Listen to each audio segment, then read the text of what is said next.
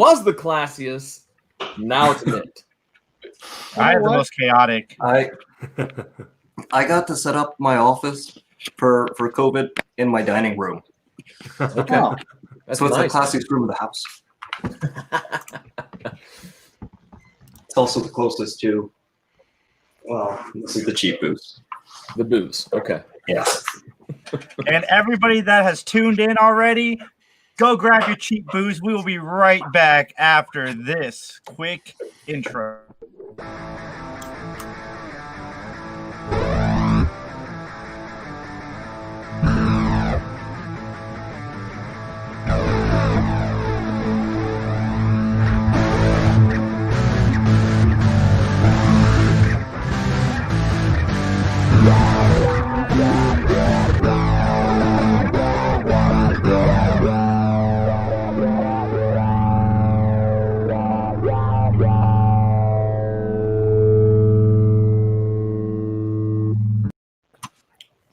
It's Sunday, it's noon, which means you're sitting here with us. Welcome, everybody, to another edition of the Three Geeks Podcast. At 1 o'clock, we will be inviting the Scene Snobs on, unless they try to push their way on here sooner, to Team Matt Talk versus the Scene Snobs in an episode of Remake Revolution, where we'll be remaking Weekend at Bernie's. Classic film.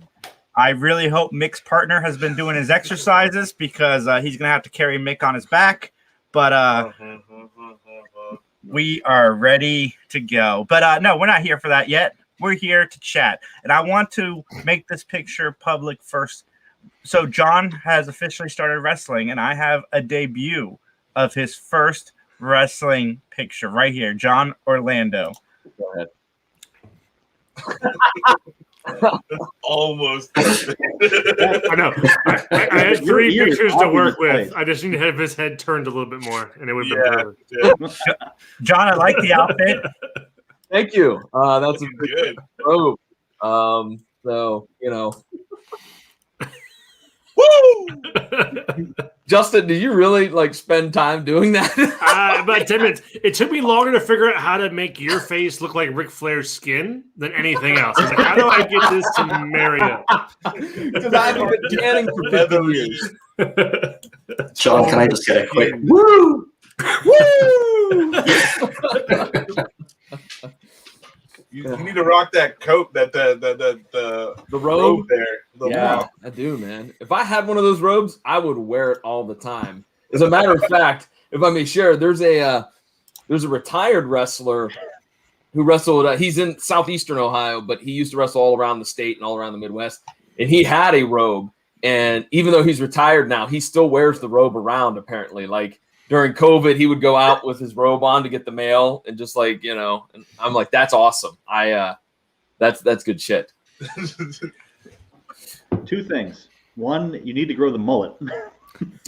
He does. And two, does your friend here, put on his tights and everything when he goes to get the mail? No, just the robe. Just the robe. Just the robe. Oh God, it's even worse. The stiff breeze is exposed. Naked and there's the robe. No, I meant What I meant. Situation. He's like, oh. No, I meant he's just wearing regular clothes under the robe. Jesus. John's never coming back.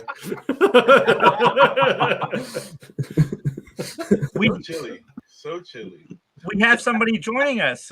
Mike has decided to take a short little absence from the podcast, and Amit will be stepping up in his place for the next couple weeks. Amit, welcome to the Three Geeks Podcast again. Hello, and I apologize now and for the next until Mike rejoins. Preemptively apologizing. You know the Three Geeks way.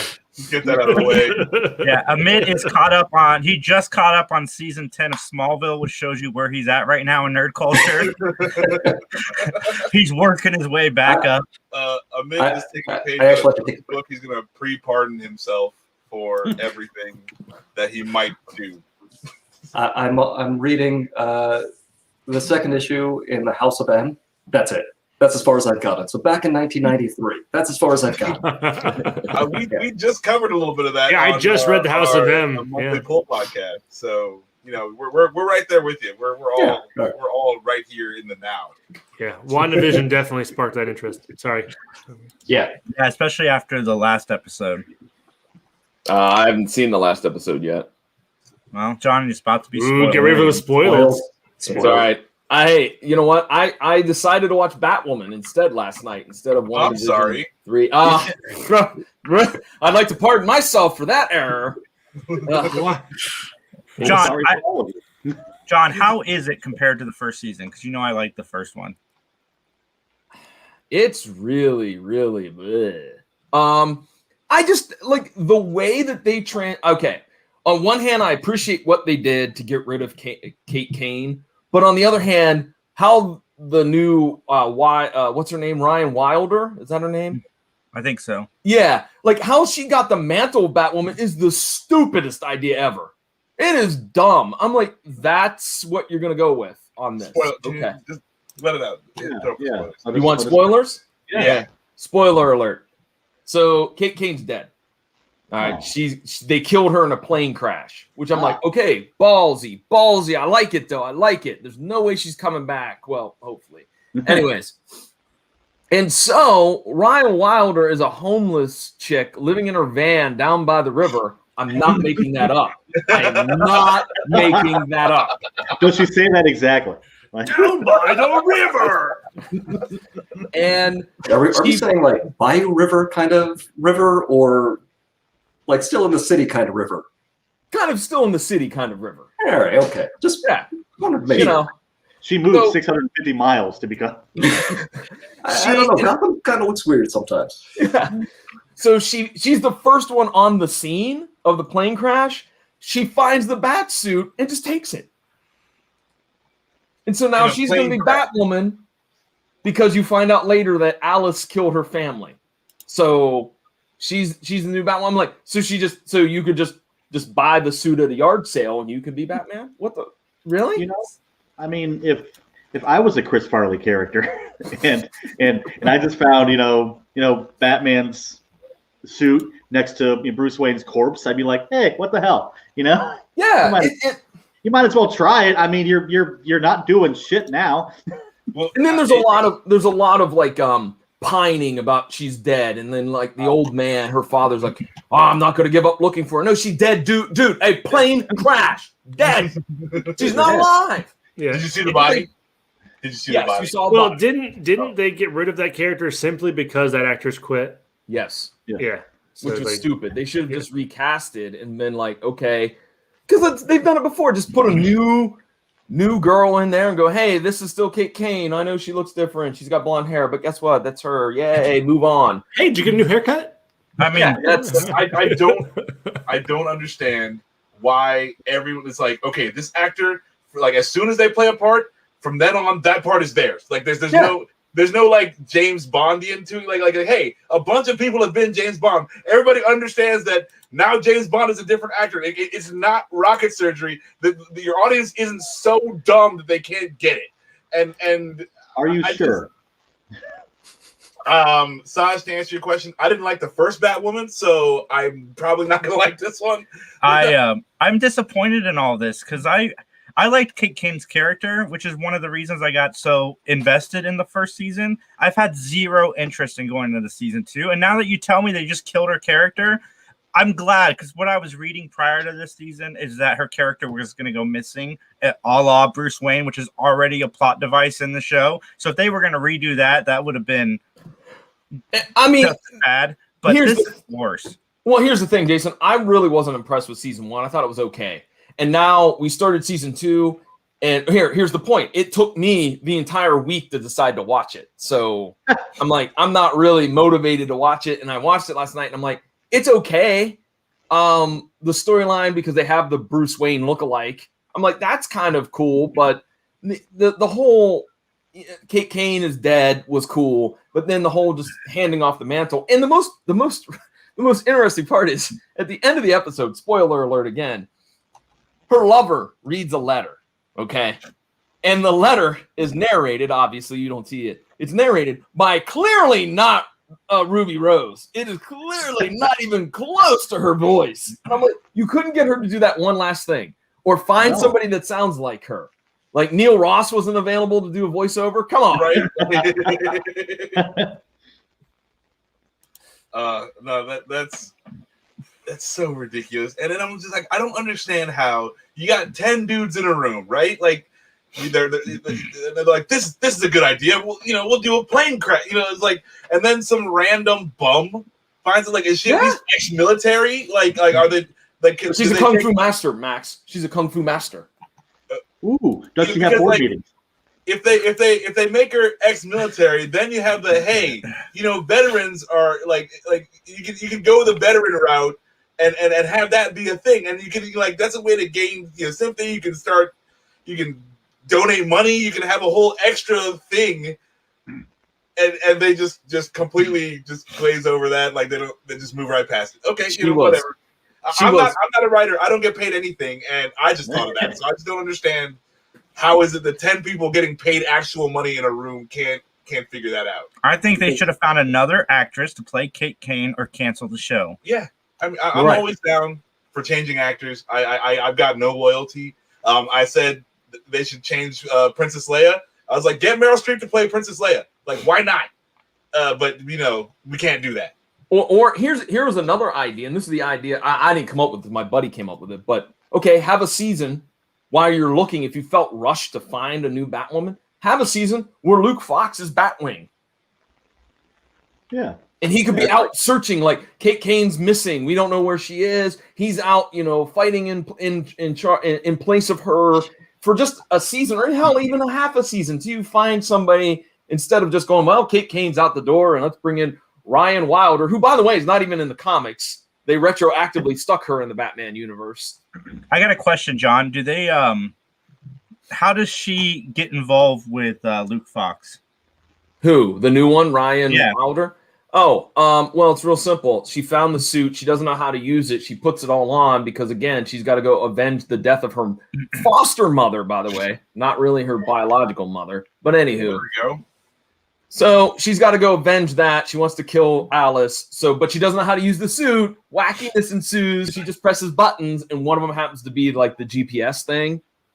And so then the sister, I can't remember, Mary, that woman and Luke Fox, they see it on the Bat computer. They think she's alive. They go search for her. They find her. She tells her sob story, blah, blah, blah, blah, runs away from them. And then later she turns in the suit to them. I would have been more okay if they had found a way to make Alice the one who picks up the mantle because of what happens to her sister. At least that would have made sense plot-wise. Mm-hmm. So she's like Diet Terry McGinnis? Kind of. I want to see Sister Mary take the mantle because she sounds like the best character in the whole thing. Freaking Watchmen, freaking what was her name in that? What was the chick's name in the Watchmen? You mean Regina King? Yeah, like her character. Oh, her character. Was Sister Soldier or something like that. Yeah. I can't remember. I'm looking it up. I'm looking it up too. For the record, I realize she's probably not a nun, but it just sounds better in my mind. She needs to be. I want a whole superhero group of that. Yeah. Sister Knight. Yes. That'd be great. Angela Abar. Yes. Oh yeah. That was one of the good things about Hunters, actually. I mean, oh my goodness, I can't believe they just ripped off Terry McGinnis's origin story. Like, oh hey, I found a bat suit. It's super technologically awesome.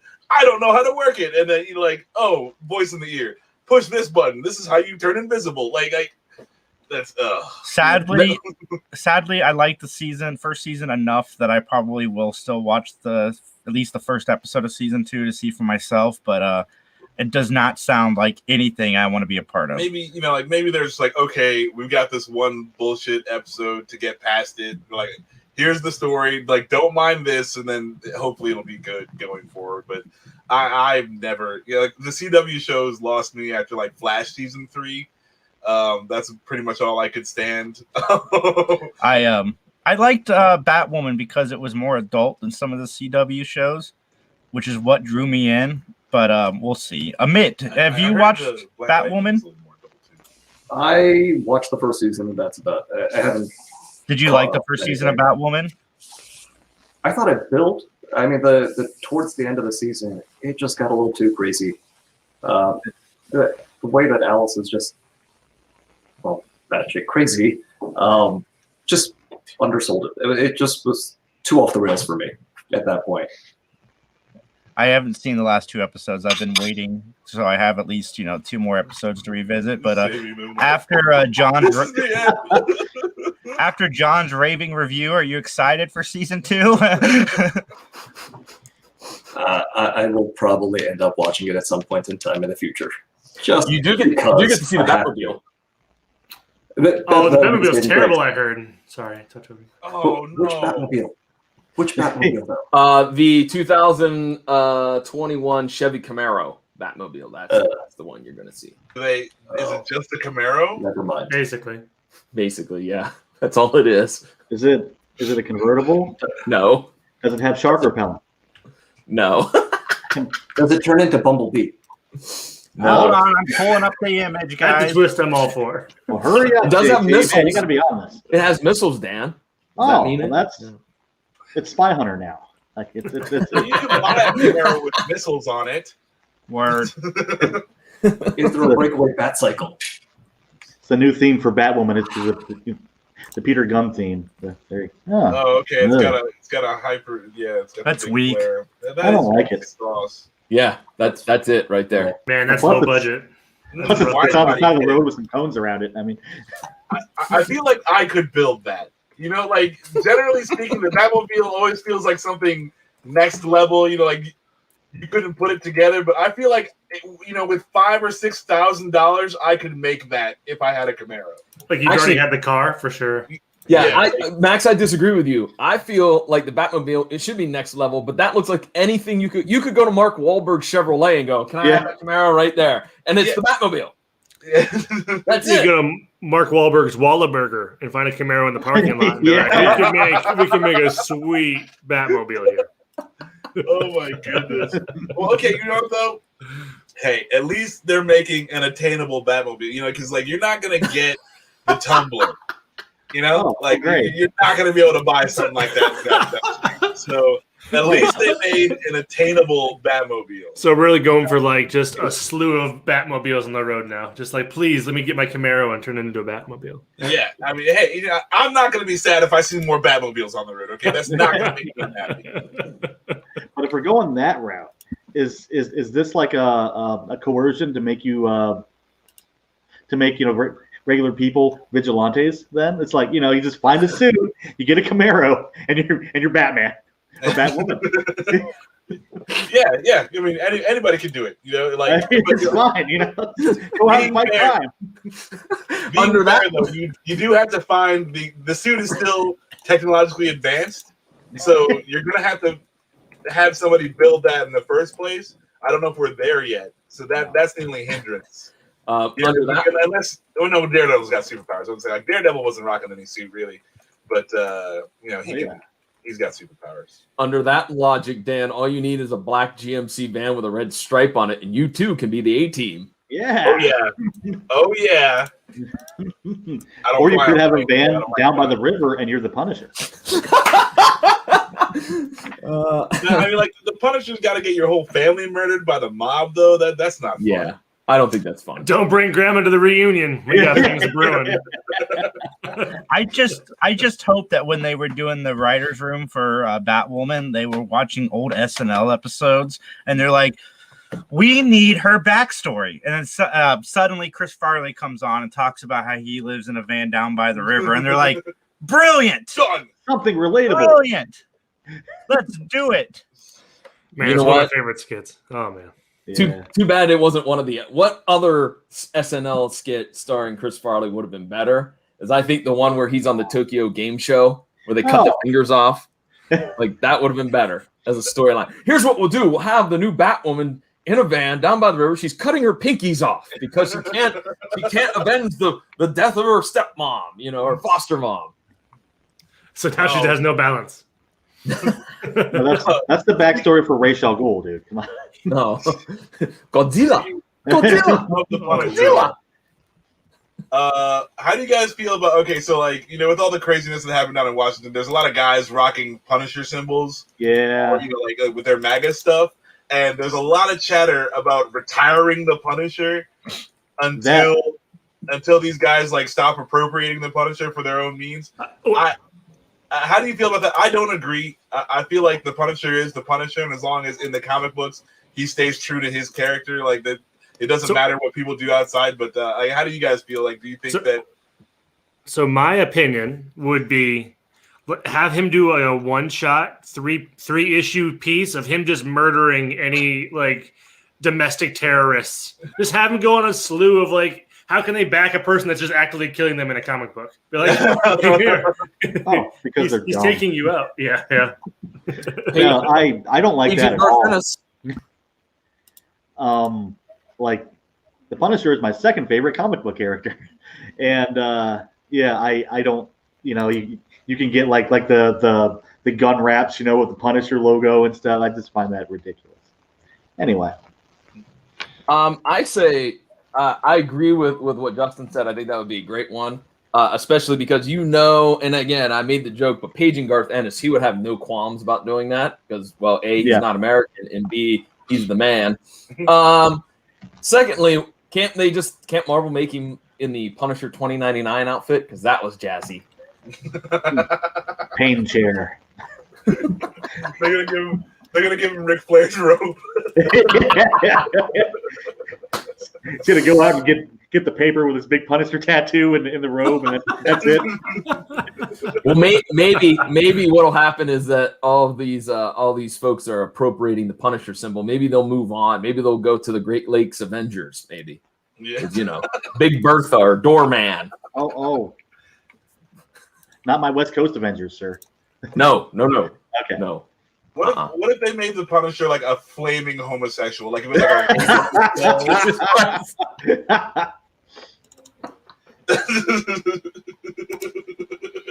And the Geeks Podcast has been canceled. Thank you all for tuning in. I'm not against homosexual. I'm just saying, like, that'll lose that crowd. Is all I'm saying. Can we mute him for can we put him in a timeout? Like just a max timeout. Put him in the corner. This is what gets us ratings, people. I don't think him being gay hurts his story. Is all I'm saying. Something like this, Max? Yes, absolutely. Okay. Yeah. I'm pretty sure it's a thing. Like, I'm pretty sure I saw that on one of my daughter's Facebook posts. But the Punisher's just in there taking a big old D, and then like the mob comes in and murders his husband and children, their adopted children. I will avenge them. Yeah, it works. He's still as pissed off as the Punisher would be. Right. It's fine. Yeah, I think it would be better. I'm not sure what the relationship between him and Microchip is going to be, but is there a thing there? Like, we don't know. You play on the, is there could they be in love? Who knows? I think I'm all for the love. It's all good. I'm cool. I think also too, you could work it that the Punisher and Microchip, after the Punisher kills everybody, say at like an insurance company, they then redistribute the wealth to the poor people. Oh. You could have socialist Punisher. Oh. That would lose that crowd for sure. Yeah. Interesting. No. He doesn't even have to do that. He just gives free health care to people. Yeah. Like, Microchip's Bernie that's all you Sanders. gotta pay do. all your medical bills for the next 10 years. Yeah. There you go. I like it. We'll send these ideas into Marvel and they can save the Punisher. Speaking of Marvel, let's get into it. So we got the third episode of WandaVision, and let me throw this little spoiler alert up because, we're going to probably talk some spoilers. Spoiler for John. There's not a whole lot of spoilers for this show, really. I mean, you can't really spoil something you don't know what's happening. But I think that we're starting to finally figure some things out with this show, and I think all the speculations that it's similar to House of M have been really hinted at in episode 3. But Max, what were your thoughts of the third episode? Episode 3 is fun. I like, I still like the aesthetic. They're moving through the sitcom decades. So now we're at Brady Bunch time, and the there's a lot more weirdness in this episode, so I dug it. And yeah, I think we get a little more clues as to like we're finally they're letting us see what's going down. You kind of getting your head around like what is actually happening now. So I'm digging it. I'm still enjoying the show. Yeah, like this was in color, so if the black and white really bothered you, that's over now. John, you take out your earbuds if you don't want a very minor spoiler, but I love the fact that the baby came out wrapped in a blanket. Yeah, it was like fully clothed, not sticky. It was a 5-month-old child too. It was a big baby. Yeah, that was amazing. That was a toddler, not a baby.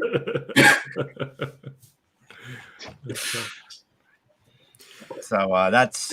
I thought the episode was more of the same. It's starting to make sense. I like the spoiler alert, Ultron name drop, and I missed that when they said when they're on the couch together. We're talking about she said Ultron killed your brother. Petra.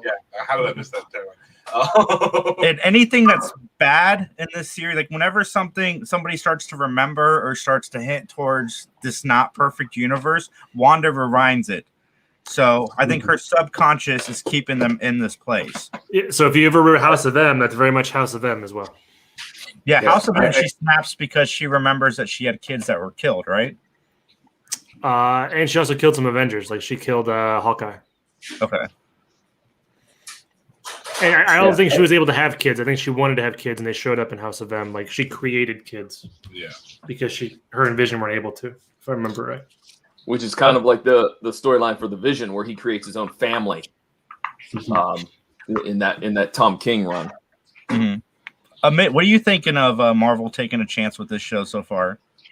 I think it's great. It's a little quirky. It gives me a little bit of that Legion feel. There's still a lot of questions that are going around, and I actually love that mystery. But you can actually, I feel like in episode 3, you started to feel like Wanda actually knows what she's doing to some degree. I think they started to allude to that, even though throughout the first 2 episodes, it was like, I'm not quite sure if she's just having a complete mental breakdown and has no idea what's going on. But this last one, yeah. I think the people are trapped in there because we saw the lady leave. So this isn't just a dream. Like there's actual people inside of this fantasy. Yeah. And they can't get out. And I like that we went into the real world, even if it was for a brief second at the end, or their real world. Right. So it still continues to be 3. Is it just me, or is it? Of course, the black chick is the first one to get She got evicted. Yeah, she got booted from the house like a big brother. I mean, stereotypes. Let's can we? I thought this was 2021. Like really? Plus side, she's not dead. You see? Fair, but to everyone in the universe, I think she's dead. Dan, did you catch episode 3? Yeah, still hate it. Okay. You're consistent. I appreciate that. Why this works in a comic book is that you don't have to watch the entire half-hour episode of stupid baby jokes. This is how I love over and over again. Come on, man. I've seen that like a million times. That's why I love it, because they're making fun of it. No, I don't think they are, is the problem. But anyway. So the Hydra commercial in the middle made me think that the Hydra is somehow involved. I don't know how yet, but I think Hydra is definitely. Yeah. I am 100% sure it's Baron von Strucker, who we saw in the Avengers movies. Who's running the show here, and I like what I'm interested in is if she went to him or if he came to her and hey, I know you're hurting right now, but I can provide you a world where the Vision exists and you get all the happiness that you're missing out on. Amit, are you leaving comments saying that you have been meaning to watch it, but I have not? Oh, yeah, I was just responding to Saj, the boss, saying I have been meaning to watch Titans, but I have not watched it yet. Yeah, I talked about it on a couple episodes ago. I really dug Titans. Well, since he called, Max, that's not my name. I thought he was talking to me in particular. Yeah. But no, it's just HBO Max. I've seen it on HBO. Max. Oh, Yeah. The lack of comma threw you we're off. not right? all talking about you, Max. No. His punctuation is correct. I'm the asshole. It's fun. Anyway, WandaVision for me gets 3 out of 3 geeks. I'm enjoying the run, and see, I understand why Dan's frustrated with this show, but for me, as somebody who likes sitcoms, I'm loving these tropes play out to an exaggerated form, and I eventually it's going to turn into a normal Marvel show, I'm sure. But I'm enjoying the ride so far. And Dan, are you sticking with 0 out of 3? This gets a 0.5 because That's it has harsh. color. That's hard. Yeah, I'm halfway between you guys. Like I don't like sitcoms, but like with this, I understand that it's not going to be forever. So like I can put my sitcom hate out of it, and at least they're doing different sitcoms every time. So it's like, okay, this is more this style, this is more that style. So I can appreciate it. I'm still enjoying it. I'm gonna say like 2 out of 3 geeks on it. It's not that I don't like sitcoms, because I do. It's like I don't like the exaggeratedness of hey, we're gonna do this, and it just seems dumb to me. I don't know how to explain it exactly. It seems disingenuous. There you go. Well, and like what I feel like though is that like for her to make this alternate universe work, like with her powers, she's got to do like that's why she went into a sitcom, because like they're tropey and things get explained away real quick, and you don't have to. This is the only medium she could have this universe, because like, oh, this is just a thing, and everyone stops looking at it like right away, and everything gets solved in half an hour. And the sitcoms that she's been doing so far, the Brady Bunch and I Dream a Genie, are all extremely happy. They're always happy. Everybody's happy, smiling, unless Jan gets hit by a football. But luckily, we haven't seen that happen yet. What's a sad sitcom? What's that? What's a sad sitcom that hasn't been made in the last 5 years? Oh, yeah, that's because there's been that movement to cringe, which but that's relatively new. Yeah.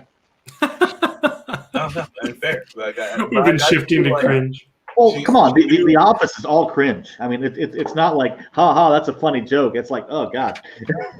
Yeah, that's why I don't like The Office. I love The Office. Or like Trailer Park Boys, or stuff like that. It's yeah. Yeah, I think cringe has become the new in, right? You can't have these basic jokes because people just don't like them anymore. They find them too simplistic, and you just can't enjoy life anymore. You have to be cringy. Exactly. See? Amidst, what would you give WandaVision out of 3? I'm enjoying it. I mean, I would give it a 3 out of 3 right now. I still want to see where it goes, so I'll reserve judgment, but it's a prospective 3 out of 3. John, you watched the first 2 episodes. That is correct. Yes. What is your 3 out of 3 rating for the first 2? I'm gonna go 2, because I felt like there's potential there. I like what that it's something a little bit different, but I do think there's some problems with it. So I give it a 2. Justin, have you watched it yet? Or are you just reading House of M? No, I've watched all of it. Watching WandaVision sparked my interest to going back to House of M and reading through it. I would say it's 2 out of 3. I enjoy the little sitcom-y thing. I know it might be hacky, but I enjoy it. It's fun. That's all good. Yeah, I did enjoy the Brady Bunch one slightly less than I did the first 2, but I don't think that's I'm not enough to. But I don't know. I like this one just because, again, I feel like it's actually moving the story. Yeah, the plot has been progressed. It's one way or the other. Yeah, for sure. I got a 0.5 from Dan, so I mean it's doing its job. Yay! For the moon. Sparked some interest, but what I want to talk to you guys about is Marvel right now is deciding whether to move Black Widow yet again, and Sony recently just pushed all their movies again. What do you guys think of theaters keep pushing their movies? Like, should they at some point just make a decision and stick by it, or really consider the streaming move? Sony moved which movie? Like Morbius? They moved everything. Ghostbusters. Because if they don't put out Morbius, I won't be sad. Like if they choose not to have that movie, I'm not gonna cry about it. I want to see Morbius. It's Jared Leto, right? Yes. Yeah, I'm not super excited about that. Though. That makes me That sad. was the only reason I don't want to see the movie, but I'm still gonna watch it. But I mean, like, I feel like Morbius is just gonna be Venom again. Like, it's. Oh God, Venom was such a crap. Well, it can't be worse than the New Mutants. So We rented a whole theater out for I think that. it can. yeah, Justin, not Tenet. No, not that. New Mutants. I like man. Venom. Venom was fun. If it was a movie that came out in the 90s, we'd all be raving about it. No, but like, Yeah, We're not there anymore, Yeah, Jason. I would agree with that. I don't like Venom as a character without Spider-Man. It just doesn't make any sense at all. And That's a fair complaint. I'm just saying I had fun. Movie had some fun in it. No, and then Well- like at the end, the big boss fight is just like two balls of goo rolling around. Well, Nah. I sorry to talk over you, but No, I go just my opinion on stuff is if something started evil and it's a good character and people enjoy it, keep it evil. Like, I don't need Venom to be a good guy. I need Venom to be Venom and just do Venom things, and let's have that aspect of the show be about that. Maybe sometimes he wins. You know what I mean? I don't know. I'm pretty sure that in the comics now, Venom's an anti-hero. Yeah, no, I hate Yeah. that. Yeah. So you don't agree with the entire Eddie Brock pathway of becoming this anti-hero and actually feeling bad about everything that he's done and trying to make up for it in his own way. That's better. You That's better. I'm not a huge fan. I like Venom as a villain, and it's hard to find good villains. So when you kind of take them away, you know, it sucks because now who do we have? But I'm definitely more okay with the story of Eddie Brock, and you know, okay, yeah, like he goes full circle and he comes around. That's fine, but you can't start. You know, like this is the first Venom movie, so this is where they're starting. Yeah. That doesn't make any sense, and you still need Spider-Man to make Eddie Brock.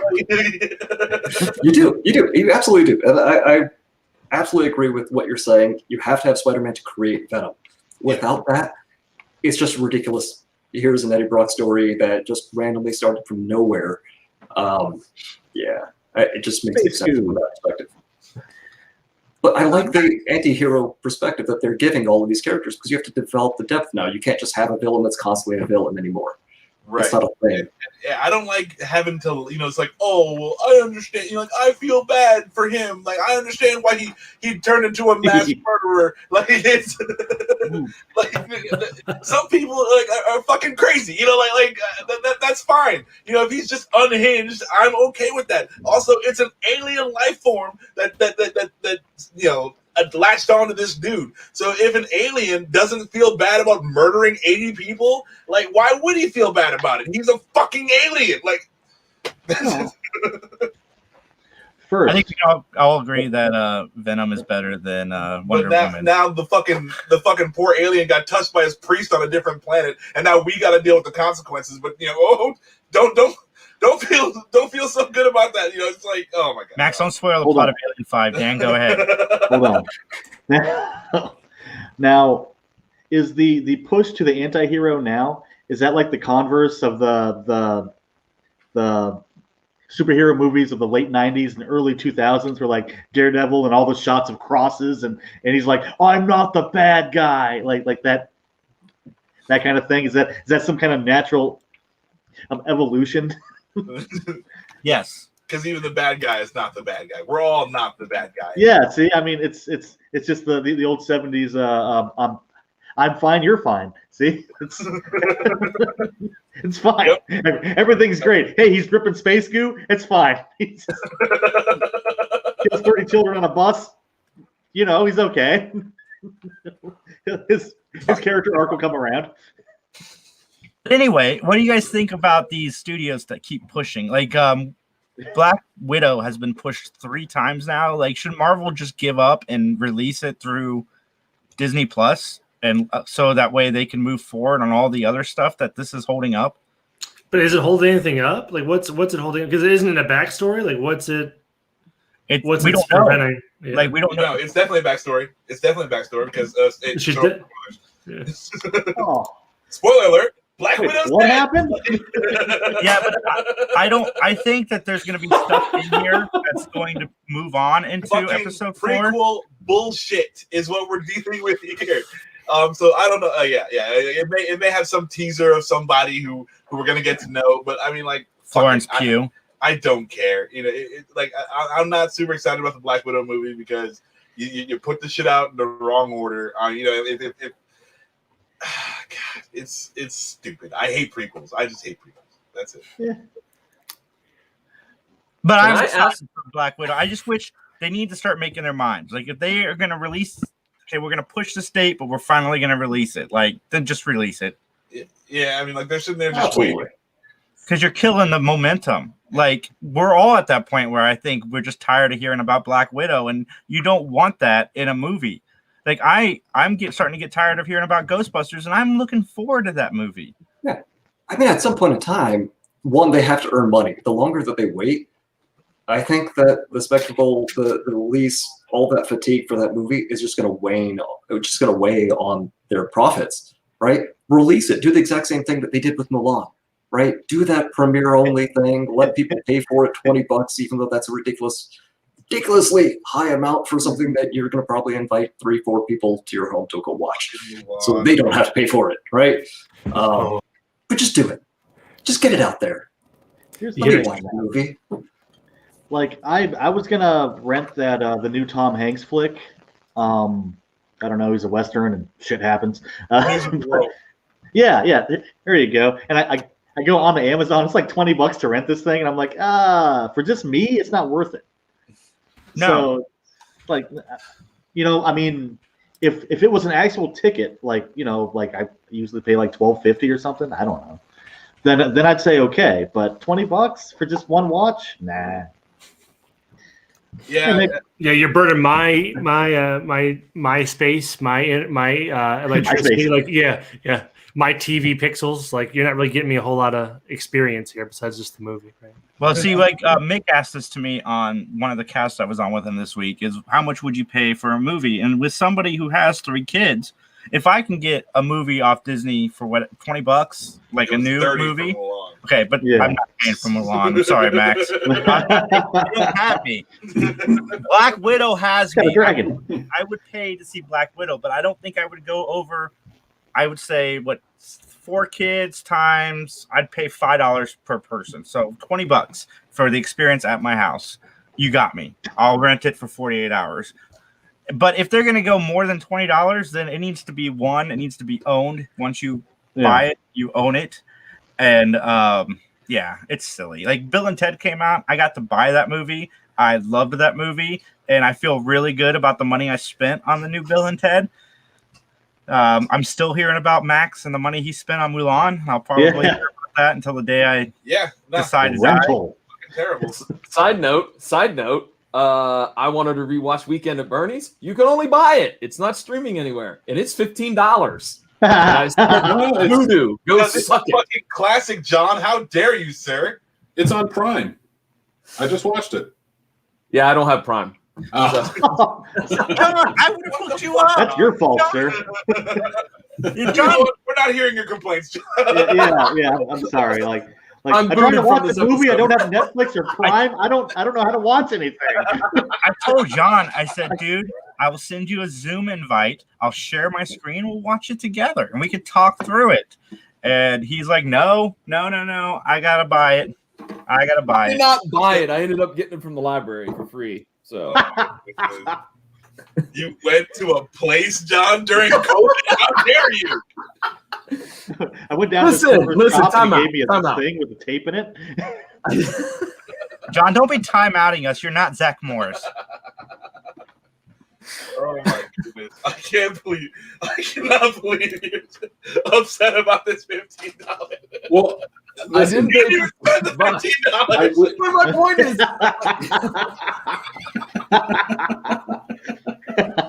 oh my god! All right, tell us what you think, hey, John. I didn't spend Staring into $15 my so I soul. can have a robe like that. That ear, man. Well, John, I thought about deleting it. I really did. But I feel bad that Didn't have no ear. Clearly, Hollywood is going to make the version that Team Steve Snobs puts out today. And you can spend $20 and watch it at home. Yeah. Okay. Deal, Mick. Deal. Oh my goodness, John, what's up, dude? We had an emergency meeting. You... Casey and I had an emergency meeting today because you guys have been prepping all week, just talking to each other. And I was like, dude, we gotta have more than one meeting. We gotta do something. Mick, John and I just talk to each other all the time. Yeah, anyway. they say they're prepping. They're just really good friends. Yeah, they're watching Weekend at Bernie's together. We do. John and I talk about everything: our taxes, what we had for lunch. John lets me know when he takes a nap, and or when I'm watching Charlie's Angels. We just practice podcasting all the time on the phone. Would you be my Bosley? You're supposed to prep for this shit? I'll be your Bosley anytime, Justin. Oh, Thanks, buddy. You know what? That begs the question: who is who in Charlie's Angels with the Three Geeks podcast? I don't know their names. Well, I mean, pick blonde, first brown hair, second brown hair, Bosley, Charlie. It's definitely Bosley. You are not Bosley. No, You're Cheryl Teague at best. I think Dan is Charlie. No. Yeah, you're Bosley. You do most of the work. Dan is the second brunette. Jacqueline Smith. Yeah. Of course, you know. Look at Dan's face right now. I really appreciate the puzzlement this of his. He's like, I have no idea who these people are. Yeah. no. You're Sorry. I feel like for two, I'm Charlie. How dare I be the second brunette? Yeah, jeez. You guys who have a show called Net Talk should not be putting down Charlie's Angels as hard as they are right now. This is true. Right. Put down Charlie. He was legit, like he was actually watching Charlie's Angels the other day. Like I was. Yeah, that wasn't a joke. The new Guys, winner. are you gonna be my co-host on the Quincy MD podcast? Oh shit. Max is looking at me like, what the hell is Quincy, Yeah, I don't Quincy even MD? Quincy MD.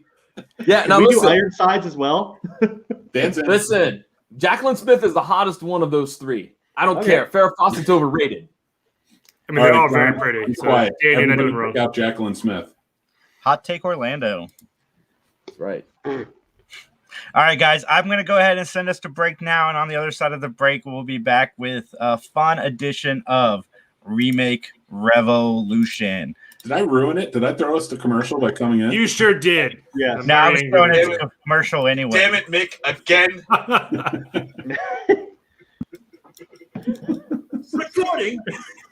And on that point, we start the podcast. Hello, everybody. Yeah. Welcome to the Three Geeks Podcast.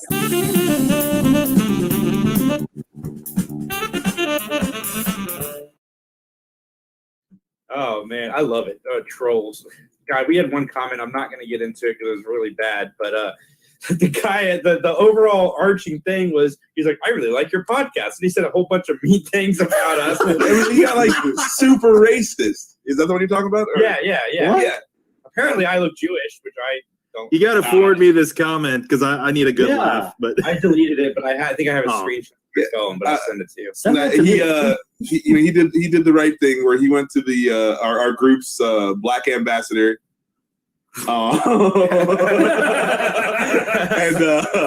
he was like, "Should we?" I left it up for a couple of days, but then we didn't end up talking about it that week. So I was just like, "We'll take it down." And Max like, leave it up so we can discuss it, and then we forgot. Yeah, to it was discuss super racist. But he was like, "You guys are cool if you weren't so black and Jewish and yada yada yada." Damn. Is anybody in this room Jewish? Well, I mean, that time that you wore the yarmulke, Fuzzy was on here. Oh.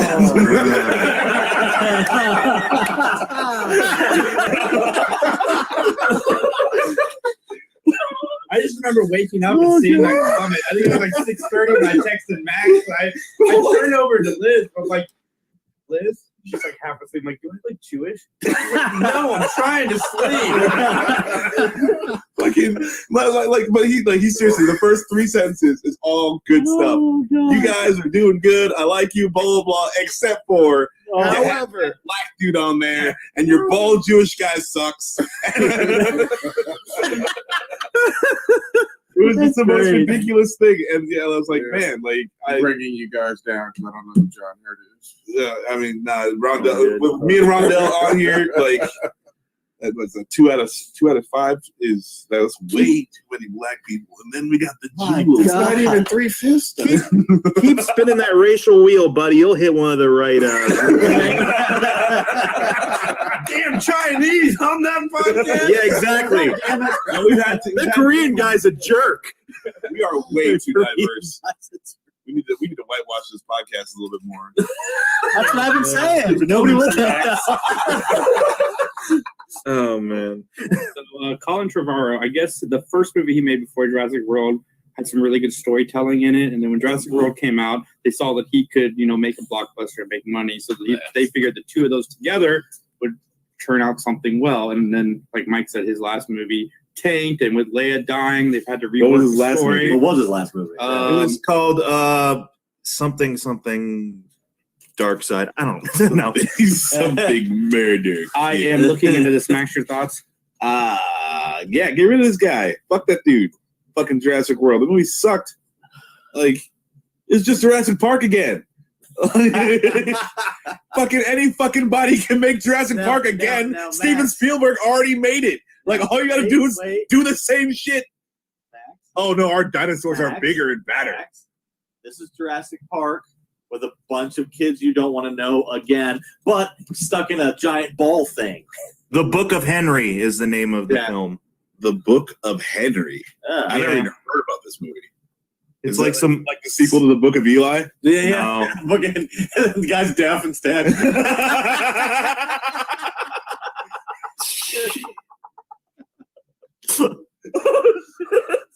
Spoilers. Sorry. You go through the whole thing like people like screaming at him. Henry! Anybody.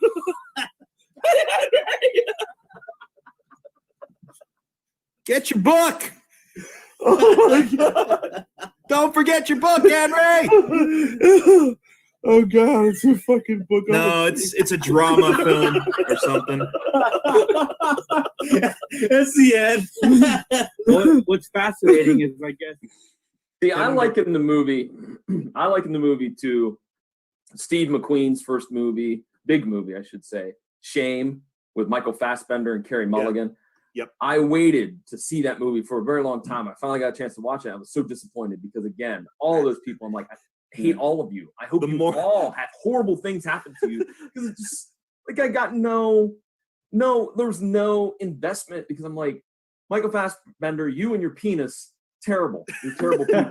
The moral of the story is accept the fact that at some point in the future, Michael Fassbender is going to fuck each and every one of us. Like, that's Yeah, and by the way, if you haven't seen it, I literally feel like his penis should get top billing, because you see it a lot in the movie.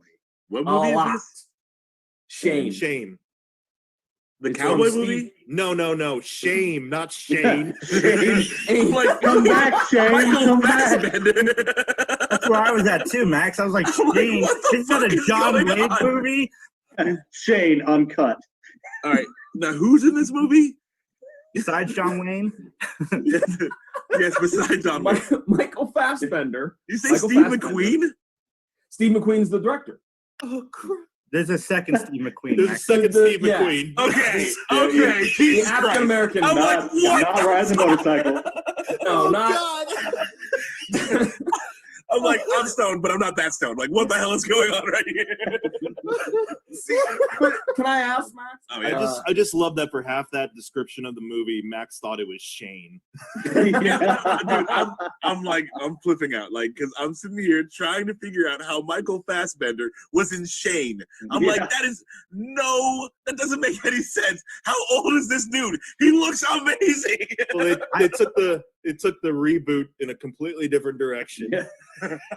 I was there too. I just didn't say anything because I didn't want to look stupid. Like, I guess he was in the movie. No, it's better to understand than to worry about how stupid you look.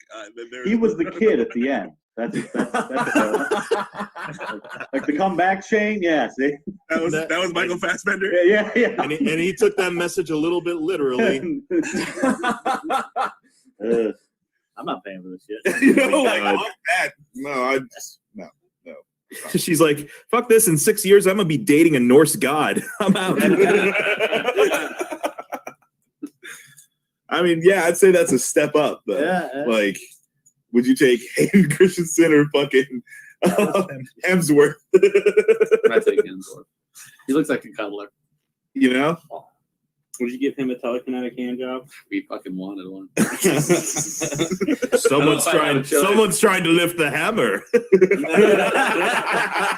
with their mind. If he doesn't call his penis hammer now, you are worthy. So, thank you for watching this podcast.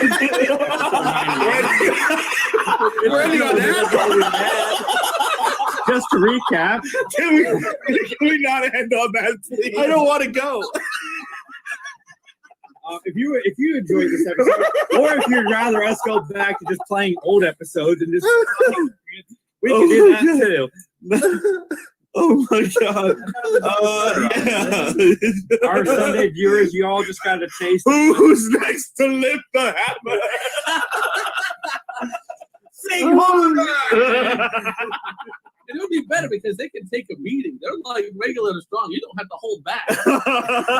Did you just use the phrase "take a beating" to describe the telekinetic hand job? Yeah, I did. All of us at Three Geeks Podcast have a great night. I'm going to end right here.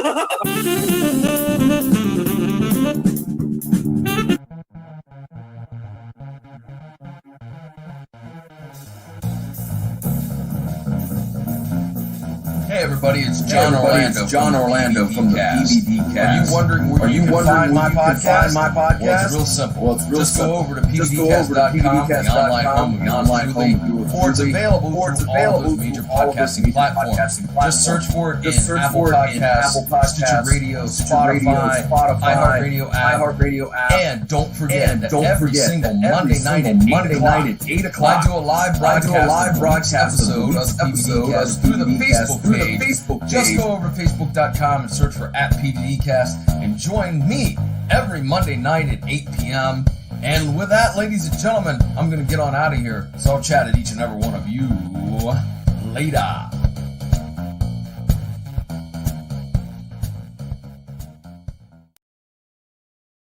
Hi, I'm Casper. And I'm Becky Gremlin. And we're the hosts of Don't Fuck With The Original. We are a spoopy horror podcast that pretty much covers everything under the genre. We cover haunted locations, we cover true crime, cryptids, movies, anything you can literally think of. We are all over it. Everything spoopy. On Wednesdays, and why? Wednesdays are for podcast. Thanks, guys. Jason, what's wrong, man? You seem to be a little bit down in the dumps. I've just been searching the internet all day trying to find a podcast dedicated to Matlock, and I can't seem to find it. What? Funny you mentioned that. I know of a podcast called Matt Talk, and it takes a look at every single episode of that beloved series and critiques it and reviews it, discusses it, even sometimes pokes fun at it. Wait a minute. We're the hosts of that. That's right. What do you? Yes, of course. Why? I don't understand why you forgot that. But nonetheless, folks, you can check out Matt Talk. We have a great Facebook page. It's at Matt Talk Podcast. You could get the episodes wherever you find podcast episodes. And we make it easy on you, don't we, Jason? Sometimes we just put the link for Anchor right there in the description of each announcement when an episode comes out. And all you got to do is click and listen. And Jason, where can folks get in touch with us if they want to comment, say on this silly commercial or on any episode of Matt Talk? All you need to do is go to benmatttalk@gmail.com. You can drop us a line on Facebook. We'd love to hear from you. Twitter account coming soon. Get in contact with us. There you go. And right now we have 8 episodes in the can. We got plenty more coming up. So check it out. We love Matlock. We certainly do. And so with that, we'll see you in the courtroom. Well, not literally, figuratively. Hey, this is Leah Jones, and you are listening to the Three Geeks Podcast. Hello, everybody. We are back from our very long commercial break. And, I know I said, I didn't say this on the thing, but I said that I was going to retire that greatest hits bit. But joy I get watching that with Max in the room and him laughing at himself for 8 minutes. I Like, laugh at other people too. Don't make it sound like I'm only laughing at myself. I'm like, I think I'm the funniest person on the planet. I laugh at other things too. I just happen to say funny shit. Max, I is do like the greatest podcast in the world. It is so good. I do enjoy seeing Dan laugh really, really hard, though. Sometimes, like, we broke Dan in a couple of those, and it really it brought joy to my heart. It doesn't happen that often, but it does happen. The Shane and Shame confusion is hilarious. Yeah, that never gets old. That never gets old. Is the racist comment that we're talking about, and I'm like, yeah, we need more whitewashing. And Dan, like, God love you, totally commits, just like, I've been saying it for years. Like, long hair, like, it was so perfect. That's my thing. It was good. It was good. But I'm not just looking at myself. I'm just glad Max is like, that black dude is just so good. So good. Such a good looking guy. Where did this podcast find this guy? But anyway, I am going to be passing over the hosting role over to Max in just a second, but I want to introduce Casey to the show. Casey hasn't been on the show yet. Casey is the other half of the Scene Snobs. How you doing today, bud? Hey, doing very well. How are you all doing today? Good, man. Good. Fantastic. Super excited to be here. Thanks for having me. Yeah, nice to meet you in person. A pleasure. Yes, we always communicate via comments, so now it's face-to-face. It's wonderful. You look beautiful, by the way. You're much better in person. 100%, man. Apparently, when you're busy, Mick found another guy that lives in a sea town in Ohio, and he calls me now. And he's like, Jason, I need somebody from Ohio. I know you're not from Cincinnati, but you're from Columbus. It's the same thing. Let's do something. Not the same thing. Well, my first choice, don't tell the Bengals. My first choice is always somebody from Springfield, but they never answer. So I just figured I'd just go with you. Very nice. All right, I'm going to give the hosting over to Max. Is there a remake intro? Just me going. Oh, okay. I got it. I didn't know if there's like an actual remake intro, but all right, here we go. Remake Revolution. They're having a conversation in person while they're on camera. We're very professional. Did you file your taxes yesterday? Did you? I don't know. That's tomorrow, bro. Tomorrow, I'm filing my taxes. I'm very excited. All right, here we go. Remake Revolution. We've got Team Scene Snob, which is going to be Mick and Casey versus, or what are you guys calling yourselves? Team Matt Talk. Team Matt Talk. All right, here we go. I thought we were going to be the Danny Blasters. Wait, we're going to be the Danny Blasters. Danny Blasters. That's the name of Scott Valentine's character on Matlock with the greatest 80s name, Johnny Blaster. I'm surprised. Danny Blaster? Danny Blaster. I'm surprised that was wasted on Matlock. Like, that could have been an action franchise starring the world's greatest Jean-Claude Van Damme. Jean-Claude Van Damme is Danny Blaster. It sounds like a porn name. No. Exactly. Remake Revolution. The Danny Blasters versus Team Scene Snobs.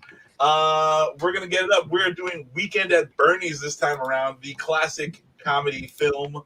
And it's going to be a lot of fun. So let's get it going. Let's get ready to remake!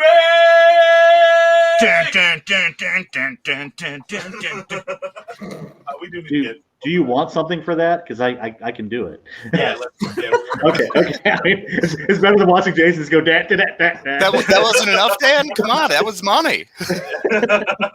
Can I request one thing real quick? Can you make Casey big real quick in the screen?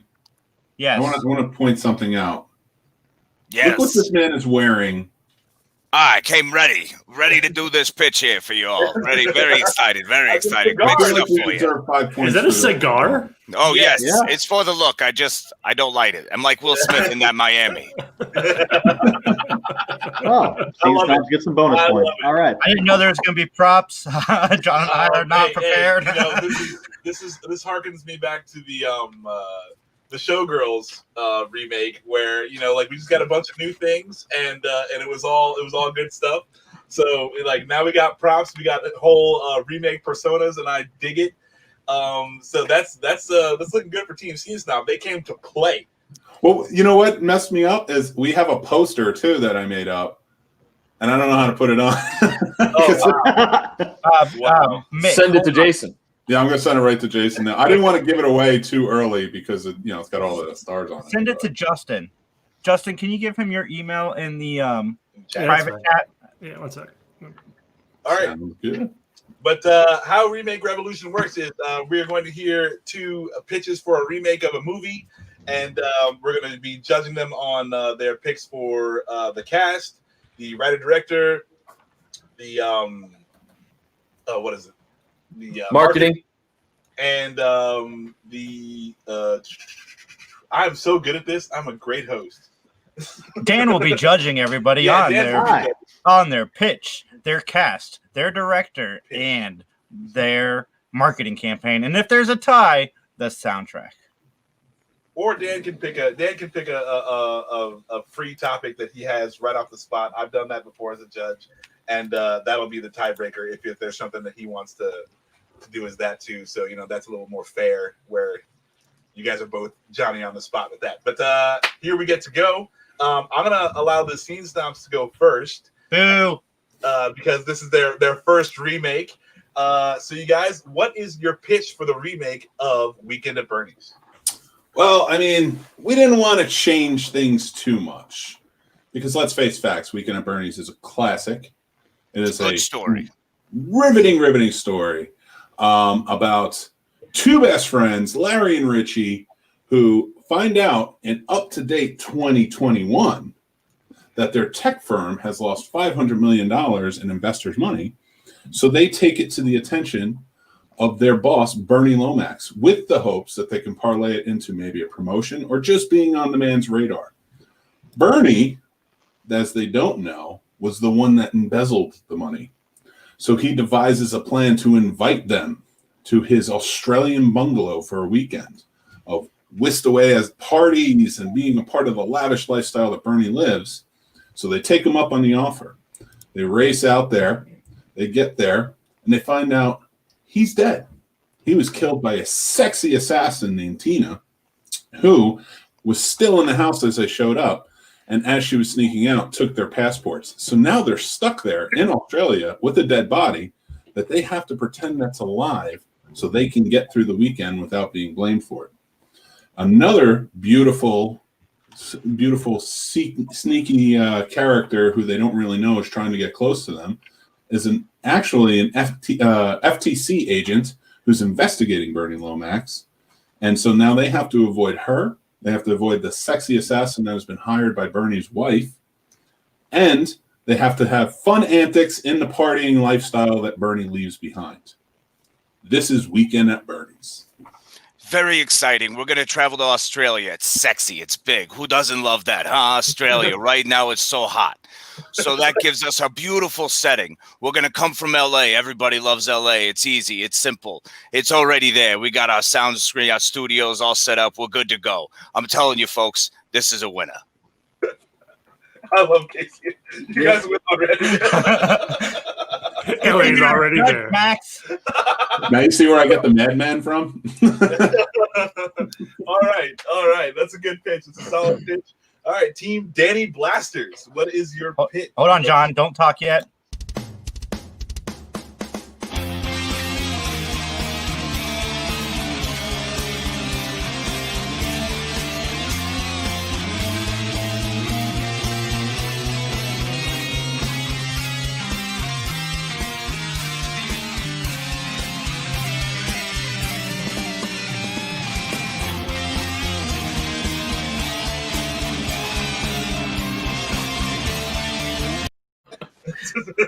Just so you know, music we've had on just so you know that as that was playing, I was waiting on somebody to knock on the door, go Goldberg, we're ready, and I headbutted the door and walked to my chair. So all right, we're ready to go. Not bloody. I feel like it's very one-sided right now. They have commercials and everything else. Yeah, that's a first. That's a first on Remake Revolution. The walkout music. We need some fireworks. Man, we got to have something to do, man, because you've got a Casey on your team. Okay? Yeah. That is fair. We got options, all right? All right. Our pitch. Our pitch is going to take place in current times as Bernie Lomax Jr. has been named President of the United States. He is a popular and a good president. He is handsome. He is dashing. He's got personality. He has the highest approval rating ever. He's eliminated corruption. He has created social programs to help people. He has brought peace and unity to our great country. He is so beloved that the NFL just renamed the team the Washington Bernies. That's how beloved he is. Alvin Shields is his vice president. Sadly, Alvin is inept. He's incompetent. He's the former governor of Iowa. And the only reason why he is on the ticket and the only reason why he's in the White House is because he could garner all the votes in the Midwest. With about 3 months left in his reign, Bernie Jr. dies from eating fish due to an unknown allergy. Bernie's 2 trusted chiefs of staff find his corpse, and one of the chiefs of staff, who is played by Zac Efron, by the way, calls his father, played by, of course, Andrew McCarthy, reprising his role as Larry. Well, don't get into casting in the middle of your pitch. Sorry, my bad. Apologies. Anyways, one of the chiefs asks what they should do, and his father suggests that they must pretend Bernie is still alive for the remainder few months of his reign, because if the inept Shields takes office, the country is in grave danger. So much like the original, there's lots of awkward moments with dead Bernie Jr., like Bernie visits the Prime Minister of England. There are several press appearances. He throws out the first pitch at a Nationals game. There's many different first real close calls with Vice President Shields, who suspects something. In fact, as a plot point, Vice President Shields thinks something is up, that he decides to hire a private investigator to follow around the 2 chiefs of staff and Bernie. This creates even more awkward more awkward situations like the original film. But the chiefs of staff know that they have to do more than just, moving his arms and moving his legs. They got to do something to really make sure that in today's society, folks think Bernie Jr. is still alive. So what do? They hire 2 podcasters to create a voice for Bernie by recording lots of different common phrases and putting them into an MP3 file. And of course, as one of the pinnacle points of comedy for our film, the first time they try to get Bernie to talk at a ribbon cutting for an old folks home, it's the wrong files. And so we get the old Howard Stern gag where it's not quite what it's supposed to be. And it's like, you old people are stupid. And laughter entails, or laughter happens. Eventually, though, Shields finds out the truth. And he accidentally kills Bernie by knocking him over a guardrail. And a city bus runs over Bernie. A bunch of rollerblade skaters skate over him. And a pack of wild dogs tears him from limb to limb. Congress must investigate Bernie's death. So for the last 3 months of his reign, the Speaker of the House is now in charge. Fade to black. Hey, can I ask a quick question? Sure. So are we remaking Bernie or rebooting Bernie? And are we remaking Dave? We went for a requel, a reboot, sequel. Hey, Andrew McCarthy showed up. That's a reboot. Check it out. All right. So we've got Weekend at Bernie's Australian Adventures versus Weekend at Bernie's The West Wing Chronicles. All right. Now those are 2 very interesting pitches. Dan, you all good? Yep. Okay, cool. Just making sure our judge is on board. Let's do it up with the next topic. We'll start with Team Danny Blasters. Go ahead and let's get cast out of the way since you're so excited for that. All right. Well, there's only one man who can play Bernie Lomax Jr., and that one man is Taika Waititi. What better man can play a dead man? Taika Waititi. He's already done it once. He can do it again. Next up, we have Chief of Staff 1 and 2. The first Chief of Staff is played by Kumail Nanjiani. I wanted to make sure I said that right, even though I said it slowly. Chief of Staff number 2. Wait. Yeah. Who was that? Kumail Nanjiani. Yes. What's he from? Who is that? Big Sick is what he's most known for. He's an up-and-comer. He's going to be in the new Marvel Eternals. Silicon Valley. Okay. Silicon Valley. Yes. Chief of Staff number 2 is Mr. Zac Efron, who is a dream. Those eyes. Absolutely. Yeah. Alvin Shields is played by Martin Donovan. John, This is Camille for those that don't know. Ah, thank you, Justin. I think we're lost on Martin Donovan now.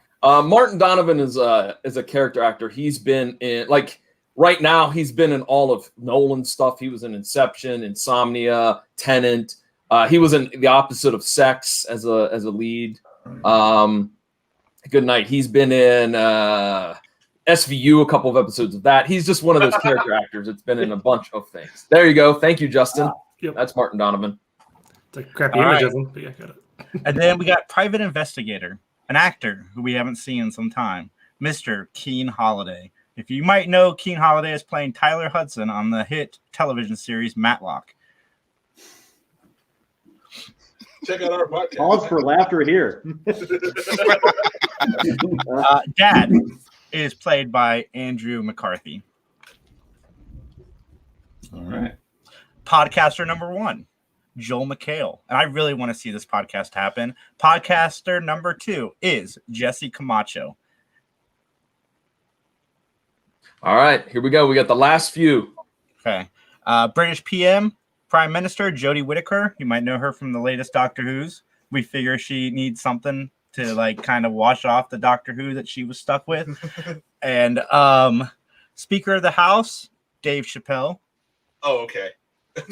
I'm down. And then finally, the VP aide, because we had to put her in this movie, Alicia Vikander. Strong. She's just an aide? She's the vice president aide, Max. She's the fucking Tomb Raider, bro. She is. She's too young to be the British Prime Minister. Oh, my goodness. Oh. Hey, if Vikander needs to keep Shields on point, okay, because he goes off, she's got to wrangle him all the time. Be a main character. Okay, Yeah, she's a main character, man. Fair. That's all. That's all we got. All right, Dan, you all good? You got everybody? Yep. Okay, Team C Snobs, what's your cast looking like? All right. Before we start, though, can we throw up our You sure poster can. to show our main stars? Oh, Ooh. some big times here. Some big times. We got some real hot, sexy people, let me tell you. So what we're going to do is we're going to fire it up first. We got Bernie, right? In the title role. Who better than Mr. Huge Jackman himself, right? Fresh off that there Logan. He's going to be real hot. He's real big time, all right? He's done that show, man. We know he can do anything. He's got range. You know what I mean, baby? All right. Next, we got that there Ryan Reynolds as Larry, all right? And let me tell you what, that Canadian beau can do anything. With that Deadpool look and that Van Wilder, he's a killer, huh? He's going to be a big draw. Then playing the role there of Richie, we got a Kevin Hart, huh? What a funny guy. What funny guy? You're not going to find a funny guy. You got a Kevin Hart. You got a Ryan Reynolds carried around this huge Jackman. Huh? I'm telling you, it's beautiful. It's beautiful. And then we got, hey, Mick, why don't you go ahead and carry on there? Who we got for our sexy assassin, huh? Our sexy assassin is played on none other than Australian beauty. Tina is the name of the character, Margot Robbie. Now, then we have the beautiful FTC agent who's investigating Bernie Lomax and has to come and get close to the guys as she can and becomes a love interest. Hot right now, Zendaya. So hot. So huge. But you have to have Bernie's wife who hires Margot Robbie's Tina to kill him. And she's going to be played by none other than the magnificent Mexican actress, Salma Hayek. Oh, I fucking knew it. That is awesome. well, you know, from that Desperado, she really crushed it. So, and Madman, if I'm correct, you can't have a movie with Ryan Reynolds, Kevin Hart, and Hugh Jackman and have feuds like that and not have a special cameo appearance by none other than The Rock. Well, of course. You got to have The Rock. At one of the parties during the weekend by both Ryan Reynolds and Kevin Hart. And of course, if we're going to be in Australia, we'd be failing at an opportunity to not have that famous Dundee character, Mr. Paul Hogan himself in there, huh? Playing none other than a tabloid journalist trying to get pictures of Mr. Lomax. Ladies and gentlemen, I give you the movie Weekend at Bernie's. You're welcome. I have a question real quick for Teen Snobs. Allow a question. Okay, may I ask my question? Please. You may. Did you decide to do Jackman and Reynolds because of their ongoing feud about their respective liquors? Now you'll notice that the heat coming off of them right now is pretty big, and we'll tie into that later. We'll tie into that in marketing. Don't worry. Okay. All right. Here we go. Now, Salma Hayek. I knew you were gonna say Salma Hayek, and she is one of my favorite actresses. So I appreciate and again, Casey, you're just the best. In my heart, Appreciate Max. This is awesome. This is a blast, man. I was all stoked for this. All right. No, good cast to both of you, both teams there. Moving on to writer director. We'll go Team Scene Snobs hot off their fresh cast. Would you mind if Casey? Would you mind if I took this one real quick? Oh, please, by all means. What is one thing that Taika Waititi is better at than playing a dead guy? Probably creating the story for a dead guy. And maybe directing it. Writer-director Taika Waititi, who knows Australia just as well as he knows New Zealand. Because they're neighbors. Right? They're right there. We're selling it, baby. It's beautiful. I love this guy. All right, I can send you a picture of our notes. He is the director. So when you said him, I was like, oh, no. We've had these issues before. Oh, also, I don't know if we've had a Remake Revolution where The Rock wasn't mentioned in like 5 or 6. But there's a reason he's mentioned. If you're going to market a movie with Ryan Reynolds and Kevin Hart, you got to have The Rock in it. All right. So we're going Taika Waititi for Team Scene Snob, writer and director. Team Danny Blasters. Who are you going with, writer director? Well, we thought that our writer would be somebody that could do double duty, as he's shown before that he can do that with directing and doing some voiceover work at The Mandalorian. Our writer is Taika Waititi. Okay. He's so hot right now. But we decided to go in a different direction for director because we need somebody with some pizzazz. We need somebody that can bring a narrative of a unique style. A unique style. And he's was born and raised right up the road in Baltimore, Maryland. We're talking about none other than the director of our film, John Waters. All right. John Waters is a good choice. He does a lot of stuff. What stuff has he done? Because our judge looked a little. No. I know who John Waters is. Okay. Dan 100% knows who John Waters is. Oh yes, trust me. You want to eat shit off the sidewalk? You get John Waters. There you go.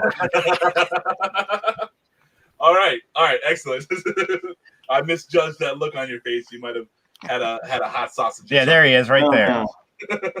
Nice stash, though. Yeah. Always jealous of that stash. Mm-hmm. All right, so we're burning right through this.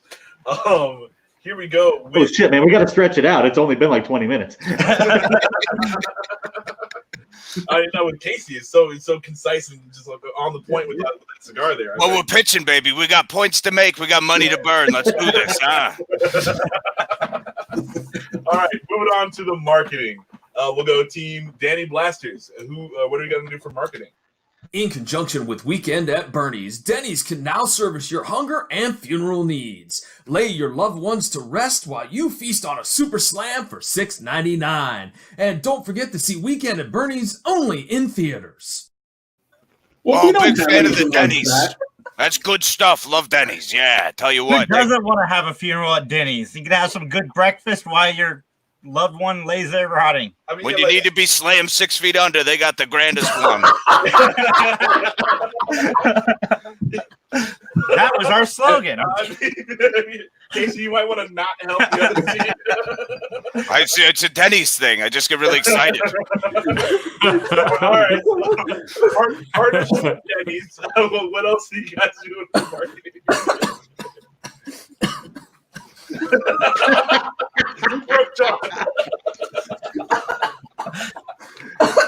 You broke John.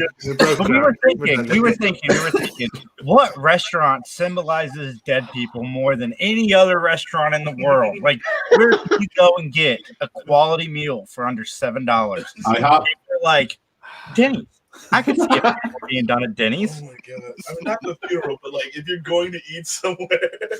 No, the funeral, the casket will be there with you. How do you make that happen? That is. Oh, you do, Max. That is unclean, sir.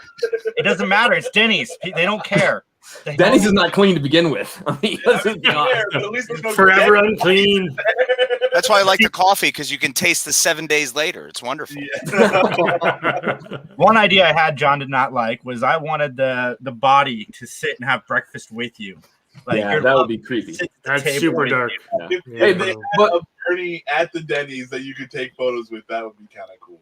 Yeah, I mean they have during the COVID thing. There was a couple restaurants that were using like mannequins to sit at their table so you wouldn't sit there. So it'd be kind of like that, but kind of a cross between that and but decomposing. When you stuff animals, it's like that too. All right, we have other marketing ideas. We have plenty of others. Jason, you got to change the piece of sausage on the fork every morning. The formaldehyde in the body so you don't lose an arm. Good God, Jason, what's some of our other ideas? All right. So for to reach out to the demographic of the elderly, the people that will be attending John and I's pudding hours when we start doing live Matt Talks, we have Keen Holiday in the film to promote his return to acting for the elderly community who love Matlock. Also, we have Weekend at Bernie's IG and TikTok filters. Why not just be sitting there? You can take your photo and Taika Waititi is leaning up against you or, doing the wave. Or whatever Taika Waititi does when he's dead. Also, video games. And we're thinking this is going to be an 8-bit throwback, which has been really popular lately with the video games and the kids. So we are suggesting a digital download 8-bit NES style game for Weekend at Bernie's. I'm picturing it almost like a Gilligan's Island, but not as bad. But, the fact that Gilligan always has to be with you, you've always got to have Bernie with you. You can't just leave Bernie's dead body rotting while you go and try to beat the game. You got to be carrying him. And then, of course, the funeral at Denny's. You can rent the Denny's restaurant for a limited time, and they just wheel in that casket, and you can enjoy some great breakfast. Yeah. I don't know if I could enjoy my moon over my hammy with a dead body right over there. Well, you'll be surprised. Try having breakfast with my Aunt Edna. Ooh.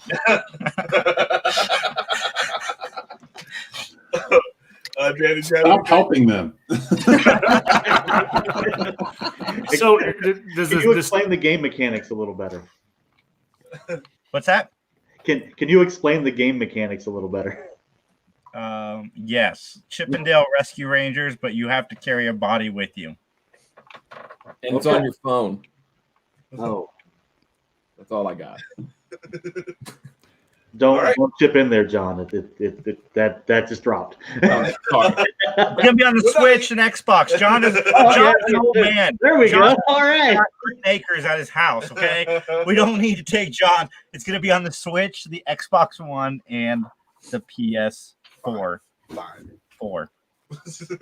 We're not making the jump to the new systems yet. Not a lot of people own them, so we want this to hit as many eyes as possible. I mean, besides the Xbox One will be backwards compatible, so it's fine. Yeah. See, there you go, Dan. Thank you.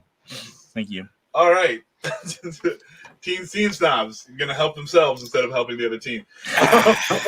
We're gonna give this a shot. We're gonna try this time. We're gonna see what we got here. So, well, if I may, because Madman, you gotta put the period on the sentence. You're too good. So let me just start off by saying we have Aviation Gin. We've got whatever Hugh Jackman's coffee is. We have Australia backing us up. Beautiful tourist Australia. We have all these beautiful places, all these exotic places. And now listen, Denny's is great. Denny's is great. You go and you eat at Denny's, but that's a great breakfast. Where are you going for dinner? Now, if you're in Australia, but here in the States, you can't make it there. You can't go on a tour. You want to get something to eat. You're going to Outback. Boom. And Outback has our back because let's put it this way. Weekend at Bernie's is about the party. So we got Outback Steakhouse to offer special low max gin drinks with Aviation Gin for Weekend at Bernie's coming out 2021 this summer. Boom. There you go. Man, Print it. Put that period on the sentence. It's beautiful. So what we're going to do, we got a line for you, you know? Bernie is the life of the party, except for one small detail. He's dead. Come on. Sells itself right there. Whole line. Eat it. One little morsel. It's perfect, I tell you. Plus, we're going to have that viral campaign all these kids are about nowadays. Look at all these faces on this screen right now. Just like now, except imagine you got a Kevin Hart in there. You got a Hugh Jackman on there. You got a Ryan Reynolds on there. And they're using their Instagram book faces. And they're taking all the tweeters and they're sending them against each other, right? Huh? It's a big fight. It's a party. That's what it's going to be. It sells itself. Don't have to spend any extra money. I'm telling you, it's beautiful, baby. All right. So It's going to be huge. Huge. All right. So you guys are also so you said you're tying in Ryan Reynolds, Hugh Jackman's own personal thing. You want, and then also just translating all of that into an Outback. But this summer, Hugh Jackman won't be laughing. He'll be dead. Can we just cut that soundbite? I'm directly quoting Jason Taylor. That's a hell of a threat there, Jesus. And that's how we started. The whole time he's running for his life, right? It gets the idea, except he's dead. I can see the headlines now. Podcast arrested after threatening Hugh Jackman. What if he was poisoned by a coffee in your movie? What if he's laughing man? Listen, if us losing means I'm not going to jail, then fine, vote for them. All right. The publicity, though, if he's listening, my goodness, come on, guys. That's true too. You got to push the limits. I love the Greatest Showman, Hugh Jackman. We'll let Dan sit there with our notes. We're going. You can take a minute to deliberate. We're gonna Dan, Soundtrack. Soundtrack. Okay, yes. Soundtrack. We'll go Team Scene Snob. What are you doing for the soundtrack? Now, there's a lot of big music out there right now, and I know y'all been hearing some of these songs. Well, when I think about partying, and if these guys are going away for a weekend, then wouldn't it be ideal to have The Weeknd do the soundtrack, huh? A la Prince, the whole soundtrack, it's him, The Weeknd, with special featured guest Zendaya, because that girl's got pipes. Song being Meet Me at Bernie's. Boom.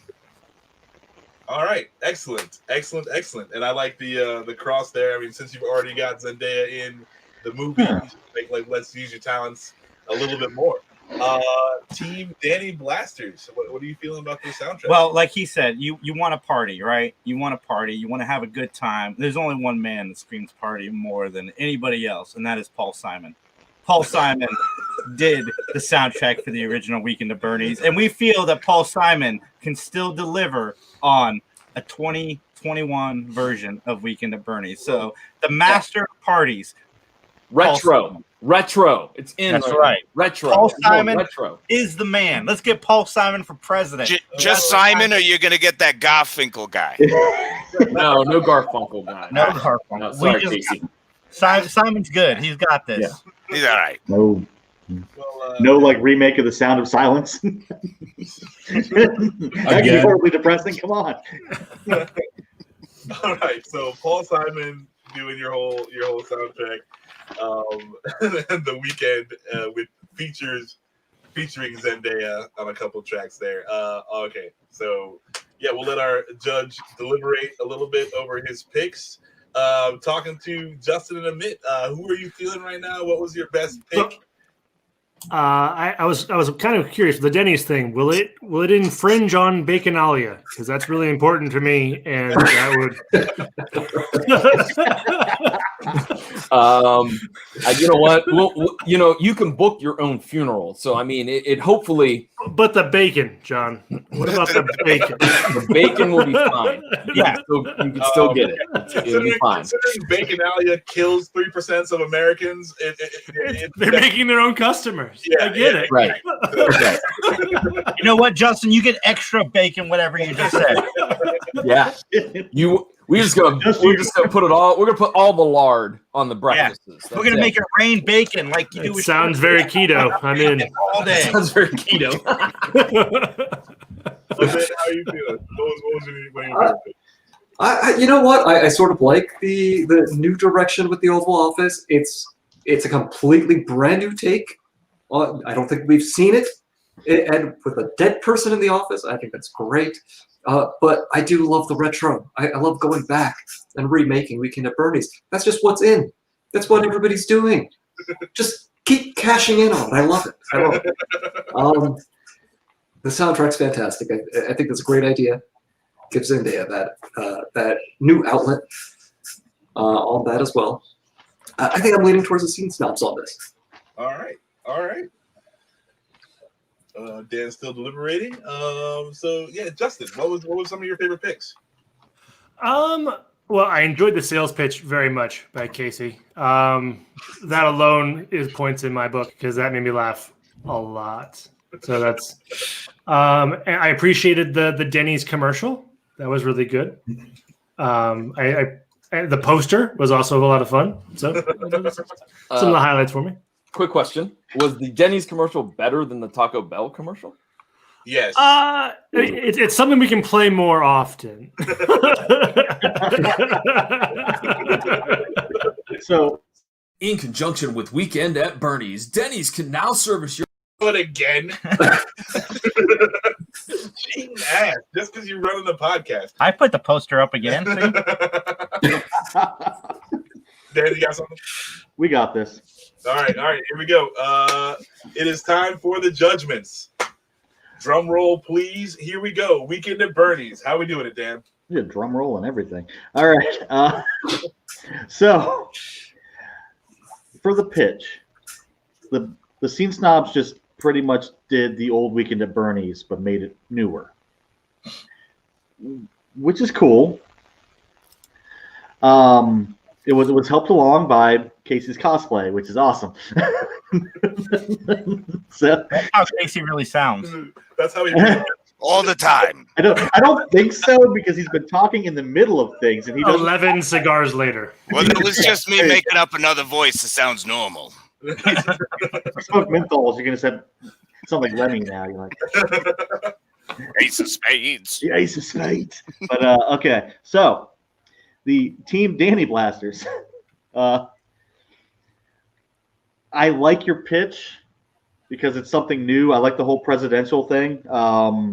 It does sound close to My Fellow Americans, except Jack Lemmon's dead. but rest in peace, Jack Lemmon. I'm going with you guys. All right, we'll take that. We had a president who didn't know he was in office from 87 to 88, which is almost the same. Okay. 1 point to Team Danny Blasters. Wait, Dan, did my Venmo not go through? You got to make it look convincing. I haven't gotten shit, man. I don't know. Okay. Cast. Team Gargle Blasters. You What in the world was that? A gargle blaster. Oh man. That's Hitchhiker's Guide to the Galaxy. All right. I like some of your cast, but the rest of your cast makes the part that I like kind of just go and be bare level ground again. I Dave Chappelle was great, but Zac Efron, to me, not so good. And Taika Waititi shows up everywhere on here, so he kind of gets stricken out. Sorry. Scene snobs. I like your Hugh Jackman. I especially like that he just kept saying huge. Everybody needs a huge Jackman. Yeah, I got to go with scene snobs on that one because of the diversity of the cast, and I don't like Jodie Whittaker being in this one. Yes. All right. Huzzah! Point. Tight race. So, writer-director. They're the same, except you added John Waters, and I like that a lot. So we're going with that one. We're going with John Waters. I told you John Waters would get us a point. I knew. Yeah. Play towards your judge, people. Come on. That is a little unfair. That is a little unfair that we knew Dan would pop for that. Okay. All right, so Team Danny Blasters got 2 points to the Scene Snobs 1. Yes. This next point could end it right now. It could. Dramatic pause. I can't say that because I haven't gone through it yet. But okay, Team Danny Blasters. I like the Denny's funeral idea. Okay. The problem is that you're marketing it to old people who aren't going to go to the movie theater this summer because they're going to die. So trouble with the Matt Talk audience. You see, yeah, that's a big problem. Like I just have Denny's funeral phone filters, old people 8-bit throwback. And I like the 8-bit game, but they always suck. Like I bought the Stranger Things game, that sucked. I played the Cobra Kai game, that also kind of sucked. So sorry, gentlemen. I like the Outback and the viral campaign, and you just have all the actors doing actory things. So that's got to go to Scene Snobs. All right, tied up again. We're still in this. All right, so then all come down to soundtrack. Rigged. Here we go. I want to recount. The soundtrack. Danny Blasters went with Paul Simon, which is fine. Scene Snobs went with The Weeknd, and one of the actresses in it, and they had a song written specifically for this, and they had a title for said song. So it goes to Scene Snobs. Yes! Yes! Recount! What I would like to say is I would like for all of the Matt Talk followers to come down to Columbus, Ohio, and we're going to storm Jason's house. And wait, why are you storming Jason's house? Oh, sorry, Dan. He's not even the judge. It's even better. Just go after him. Dan's like, I'm fine with this. Yeah, that's Dan's house. fine. You can go to Jason's house. That's great. He's probably got some kind of pudding for you. He's got lots of Matt Talk and Matt Locke. See. That is excellent. All right, Scene Snobs, with their first appearance, take this win convincingly by 1 point. Hold on, who made that? Who made that? Denny? I did it real fast. Oh,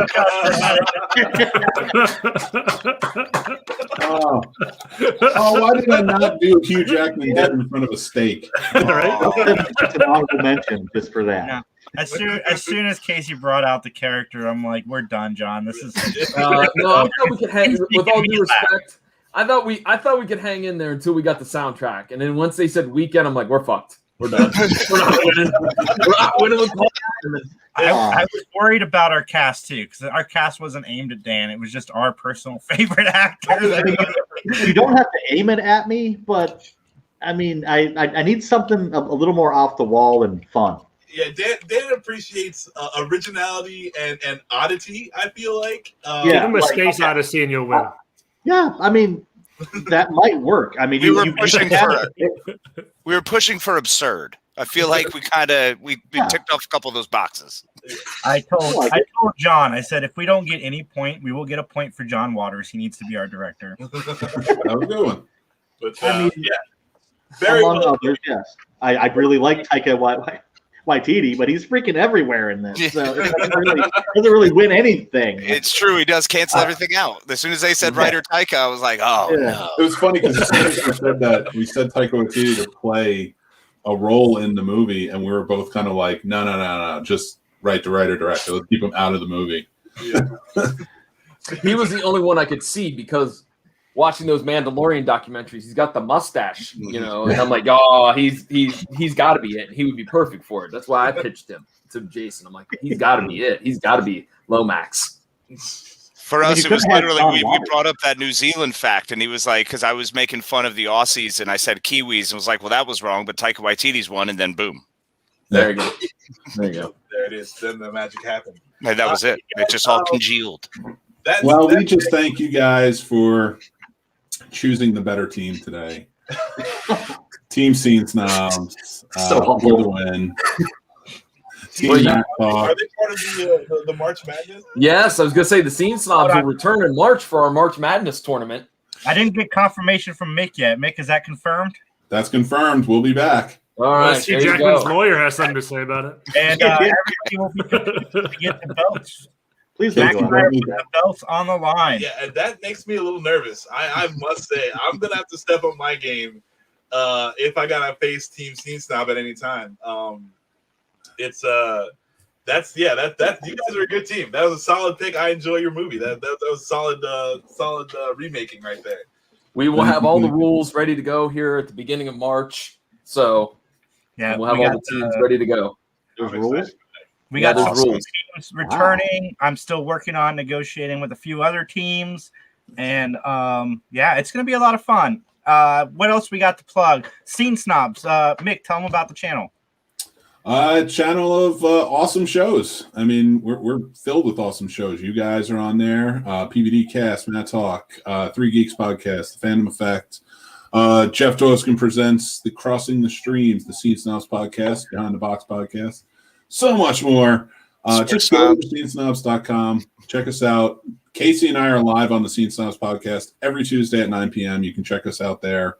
And then again, we're all together with friends on Behind the Box the next night at Wednesday at 7:30. Yeah, it's great stuff. I watch their episodes as much as I can. Sometimes it conflicts with other things, but I've moved all of our stuff away from conflicting with Mick. Actually, our interviews are now popping up on the Scene Snobs channel as well. Yes. I love the partnership so far, and today was a good episode. We got the head of the Jamaican bobsled team joining us for an interview this week. Nice. I cannot wait for everybody to check that out. If you can tell me his name in the movie, I'm going to be impressed with you right now. I've never seen it. You've never seen Cool Runnings? Never seen Oh my God, what the fuck is wrong with you? It's one of the best John Candy movies, too, and we talked about it. Seriously, come on. So good. So good. I'm so disappointed in you. I posted it in the 3 Geeks chat. I'm surprised you didn't catch on. His mind blown. Oh, you haven't watched it. I got you. Yeah. I am so envious of you because you get to watch it for the first time, and it's amazing. I just don't understand how it's possible. You're such a John Candy fan. Like that's and plus, with an incredible line, I feel the rhythm, feel the rhyme. Come on, Jamaica, it's bobsled time. How would you not be sucked in? There's a few I haven't seen that I need to see. That's great. Like, can you do that in your Mad Men voice now? Oh yeah, you feel the rhythm, you feel the rhyme. Come on, Jamaica, it's bobsled time. Let's go. I feel like we just pivoted to like a Florida lady, like an old lady. Yeah. That's, darling, yes. To answer the question in the private chat, I could probably get Larry to compete in Remake Revolution, but I think Carl Gottlieb would be a bit harder to get. I don't know. They're friends from college. We can do this. I don't know, Justin. I don't know about that. I don't know about either one of them. I just thought it would be funny. Oh, Larry would be great. But anyway, everybody, check out the 3 Geeks Podcast, Matt Talk. Animaniacs is returning this week. Monthly pool. All the fun stuff. I'm bringing back Van Damme Nation. I'm going to cover all 7 movies in the Kickboxer franchise with Mick. The 2 remakes are great. I recommend everybody check them out. And from all of us at the 3 Geeks Podcast, have a wonderful day.